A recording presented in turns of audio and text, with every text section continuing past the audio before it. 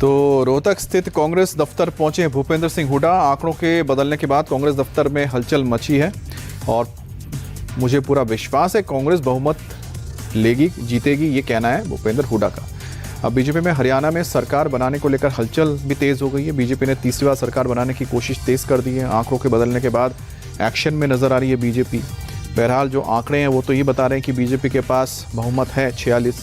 7 जो अन्य हैं ये कौन है, इस पर भी हम नज़र डालेंगे और डिटेल में आपको बताएंगे कि कौन इसमें 46 सीटें लेकर आ रहे हैं।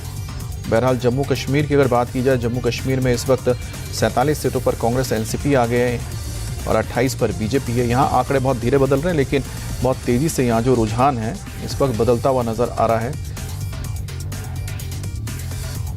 और रही बात हरियाणा में कि अन्य के खाते में, यहाँ पर अन्य जो है वो भी बहुत ही दिलचस्प है। अन्य की अगर बात की जाती है तो बीजेपी यहाँ पर अब हरियाणा में करीब 47 सीटों पर आगे चलती हुई नज़र आ रही है। 36 पर इस वक्त कांग्रेस यहाँ पर दिख रही है। तो ऐसे में बीजेपी के पास बहुमत तो है लेकिन INLD उनके पास 1 सीटों पे उनकी बढ़त नज़र आ रही है। BSP 1 सीट पर बढ़त बनाए हुए हैं। JJP के साथ इस बार चुनावी मैदान में उतरी है। और जो निर्दलीय हैं उनकी संख्या 5 है। निर्दलीय 5 सीटों पर इस वक्त आगे चल रहे हैं।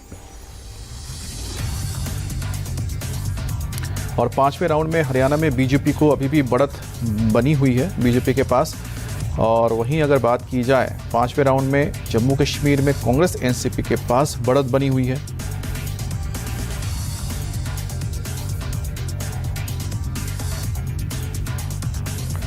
हरियाणा में 1.5 घंटे से लगातार बीजेपी की जो बढ़त है वो कायम है।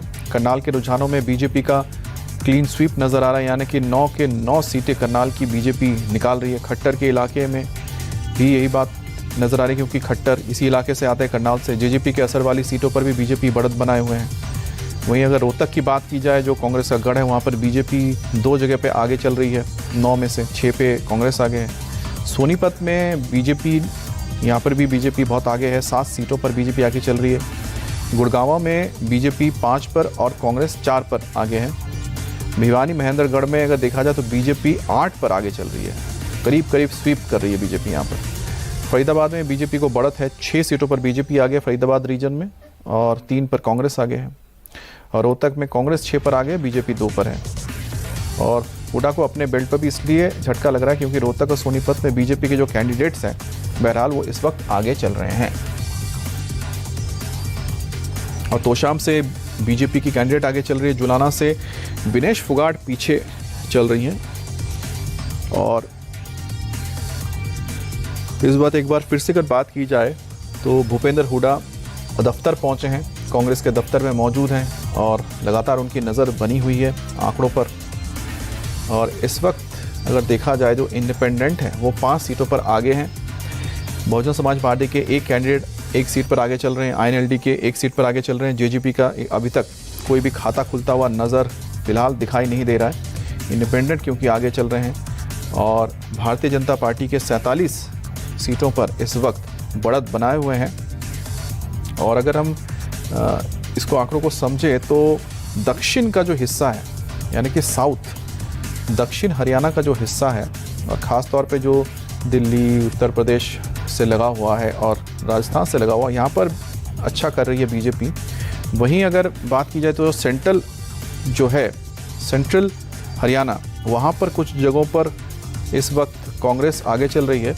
और ख़ास तौर पे जो पंजाब के साथ जो इलाके लगे हुए हैं, यहाँ पर पंजाब के साथ लगे इलाकों में कांग्रेस का ज़्यादा बेहतर प्रदर्शन है।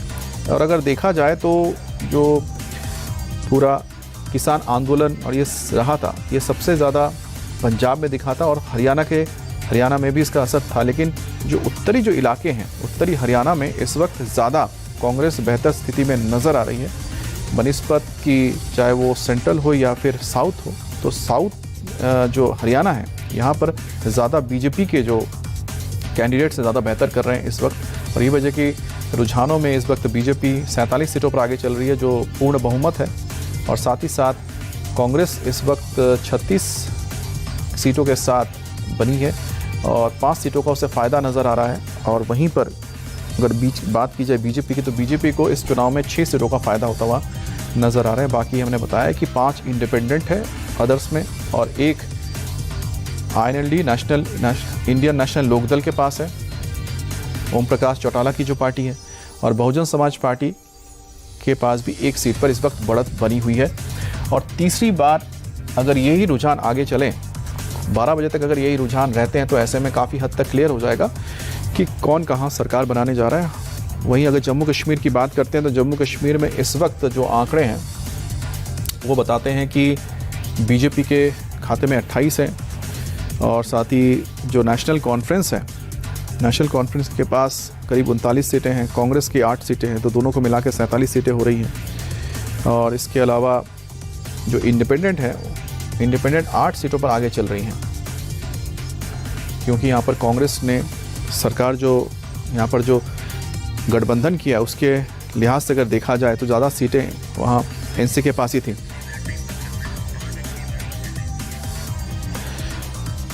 तो जम्मू कश्मीर की अगर हम जैसे बात कर रहे हैं तो किस रीजन में क्या है, तो जम्मू कश्मीर में देखा जाए तो इस वक्त बीजेपी जो है पूरे जम्मू रीजन में इस वक्त बीजेपी आगे चल रही है। बीजेपी के जो कैंडिडेट हैं विजय कुमार इस वक्त हीरानगर से आगे चल रहे हैं। इसके अलावा कठुआ से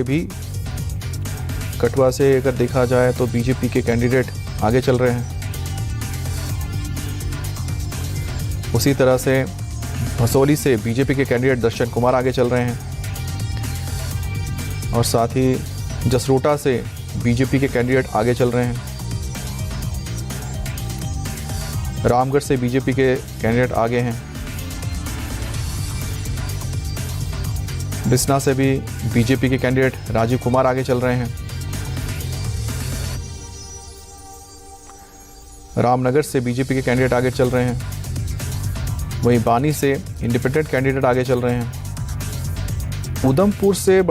उधमपुर ईस्ट सीट से, हालांकि ये बीजेपी इस सीट पर बीजेपी ने लोकसभा चुनाव में जीत हासिल की थी उधमपुर से, लेकिन यहाँ पर इंडिपेंडेंट कैंडिडेट जो है पवन खजूरिया वो आगे इस वक्त चल रहे हैं। नगरोटा से बीजेपी के कैंडिडेट आगे चल रहे हैं। विजयपुर से भी बीजेपी के कैंडिडेट हैं। सांबा से भी बीजेपी के कैंडिडेट आगे चल रहे हैं, सुरजीत सिंह सलाटिया। और किश्तवाड़ से बीजेपी की ही कैंडिडेट इस वक्त शगुन परिहार आगे चल रही हैं किश्तवाड़ से। वहीं अगर बात की जाए पेडार नागसिनी से, वहां पर JKN यानी कि फारूक अब्दुल्ला की पार्टी आगे चल रही है। भदरवाह से बीजेपी के दिलीप सिंह इस वक्त आगे चल रहे हैं, भदरवाह से। और भदरवाह वो इलाका है जहां से गुलाम नबी आज़ाद भी आते हैं। वहीं डोडा वेस्ट से इस वक्त कांग्रेस के जो कैंडिडेट है प्रदीप कुमार वो आगे चल रहे हैं। और इंदरवाल से मोहम्मद जफरुल्ला कांग्रेस के ही ये कैंडिडेट है जो आगे चल रहे हैं जम्मू कश्मीर में। रामबन से NC के कैंडिडेट आगे चल रहे हैं। बनिहाल से भी सज्जाद शाहीन नेशनल कॉन्फ्रेंस के आगे चल रहे हैं। गुलाबगढ़ से यहाँ पर भी आगे चल रहे हैं इस वक्त नेशनल कॉन्फ्रेंस के कैंडिडेट। रियासी से बीजेपी के कैंडिडेट आगे हैं कुलदीप राज दुबे। और कालाकोट से सुंदरबनी कालाकोट से बीजेपी के रणधीर सिंह आगे चल रहे हैं। शोपियान एक बहुत ही इंटरेस्टिंग सीट है। शोपियान से जो बीजेपी के जावेद अहमद कादरी हैं वो आगे चल रहे हैं। अब देखिए शोपियान वो इलाका है जो घाटी का, जहां पर बीजेपी की अगर बीजेपी ने कुल घाटी में 19 सीटों पे चुनाव लड़ा है। बीजेपी का जहां भी खाता खुलेगा बीजेपी के लिए ऐतिहासिक ये लम्हा होगा।